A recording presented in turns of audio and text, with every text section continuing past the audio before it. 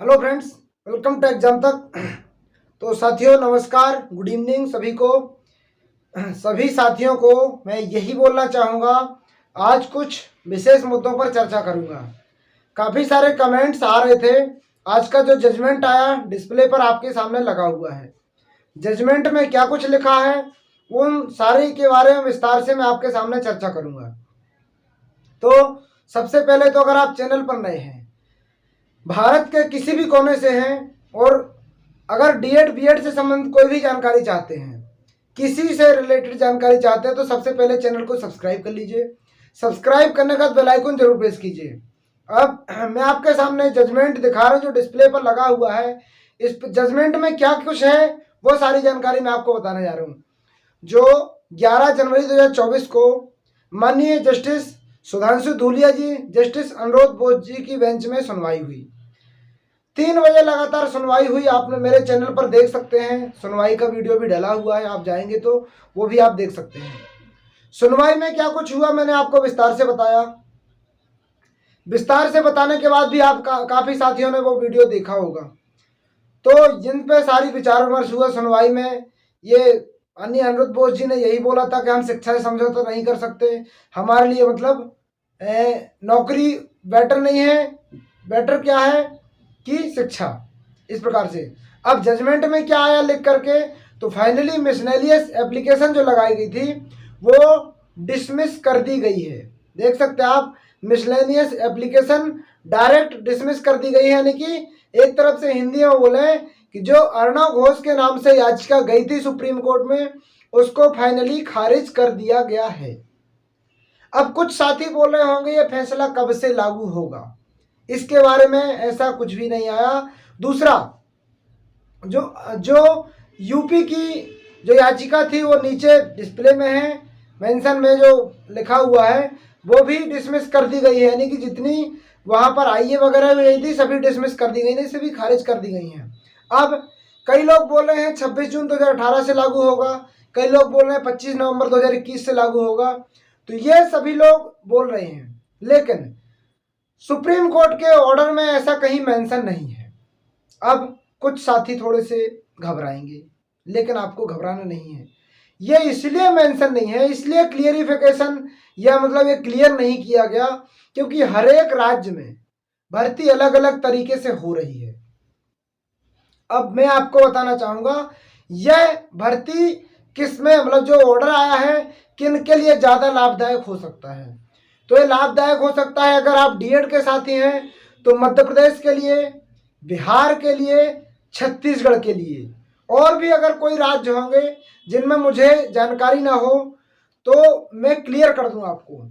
जहां जहां पर भर्ती subject to outcome, point to be noted, जहां जहां भर्ती सब्जेक्ट टू आउटकम है वहां वहां माननीय सुप्रीम कोर्ट का 11 अगस्त 2023 का फैसला लागू होगा, चाहे वो कोई भी भर्ती हो। मैं बात कर रहा हूं सब्जेक्ट टू आउटकम की। सब्जेक्ट टू आउटकम के अंतर्गत जितनी सारी भर्तियां रखी गई थी उनमें बीएड वाले बाहर होंगे, ये कानूनी प्रक्रिया है।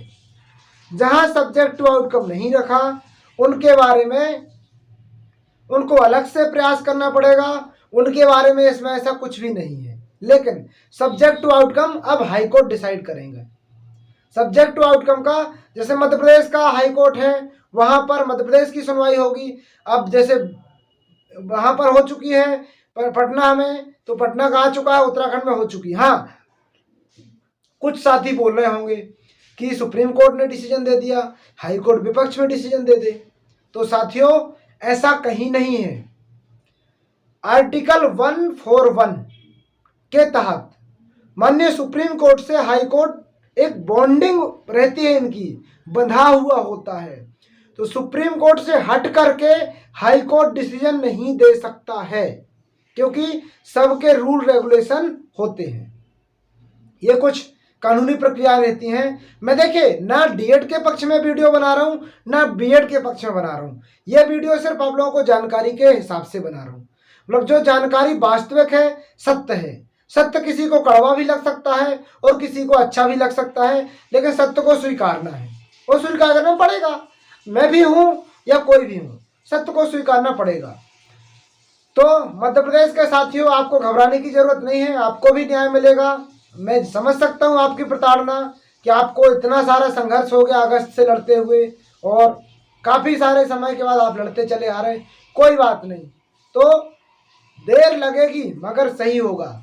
एक मतलब एक मोटिवेशन मेरे को याद आ रहा आपका, देर लगेगी मगर सही होगा, हमें जो चाहिए वही होगा, क्योंकि भगवान के घर में देर है अंधेर नहीं। सत्य परेशान हो सकता, पराजित नहीं। हमने संघर्ष किया है, संघर्ष करेंगे। ना लड़े हैं, ना हिम्मत हारी है, ना थके हैं और ना थके हैं अभी, ना हिम्मत हारी है। बस जिंदगी में संघर्ष किया है और आज भी सफर जारी है। तो हम जहां से लड़े हैं वहां से लड़े हैं, वहीं से लड़ते रहेंगे और प्रयास करते रहेंगे। तो साथियों, आपको यही बताना चाहूँगा, सब्जेक्ट टू आउटकम का बहुत बड़ा रोल होने वाला है। जहां भर्ती सब्जेक्ट टू आउटकम नहीं है वहां इसका ज़्यादा असर नहीं पड़ेगा। जहां सब्जेक्ट टू आउटकम है तो वहां पूरा असर देखने को मिलेगा। जैसा कि आपने पटना हाईकोर्ट का भी देखा, वन्य उत्तराखंड हाईकोर्ट का देखा, और आपको यहाँ का भी देखने को मिल जाएगा, मध्य प्रदेश का। हाँ, साथी कुछ बोलते रहते, छत्तीसगढ़ के साथी भी बोलते रहते हैं। छत्तीसगढ़ के साथियों में आपके लिए बोलना चाहूंगा, मध्य प्रदेश और बिहार के लिए, देखिए सब्जेक्ट टू आउटकम छत्तीसगढ़ में है तो बीएड वाले एलिजिबल नहीं होंगे। Subject to outcome Madhya Pradesh में है तो बीएड वाले एलिजिबल नहीं होंगे। सब्जेक्ट टू आउटकम बिहार में है तो वहां का कोर्ट का ऑर्डर भी आपने देख लिया होगा। जैसा कोर्ट का ऑर्डर आया है कि मतलब 2010 में जो रेगुलेशन रूल बने हुए थे उस पर पुनः वर्क करके मेरिट बनाई जाए। अब उसमें समय लग सकता है, अलग बात है, बाकी काम उसी के अकॉर्डिंग होगा। तो मध्य प्रदेश के साथी भी घबराए नहीं, उत्तराखंड के साथी भी घबराए नहीं, पटना यानी बिहार के साथी भी घबराए नहीं, और सभी साथी जो जहां जहां सब्जेक्ट टू आउटकम है उन्हें घबराने की बिल्कुल भी आवश्यकता नहीं है। वो अपना प्रयास लगातार करते रहें, उनको सफलता मिलेगी। इसी के साथ हाँ, कुछ साथी चैनल को देखते हैं, सब्सक्राइब नहीं करते, तो साथियों चैनल को सब्सक्राइब कर लीजिए। इससे मुझे मोटिवेशन मिलता है, मेरी आवाज़ ज़्यादा लोगों तक पहुंचे, जिससे आपको ज़्यादा जानकारी मिले। सही और ऑथेंटिक जानकारी के लिए ही ये वीडियो बनाया जाता है। ऐसी जानकारी के साथ चैनल पर बने रहिएगा। मिलते हैं अगले वीडियो में, जब तक के लिए जय हिंद, जय भारत।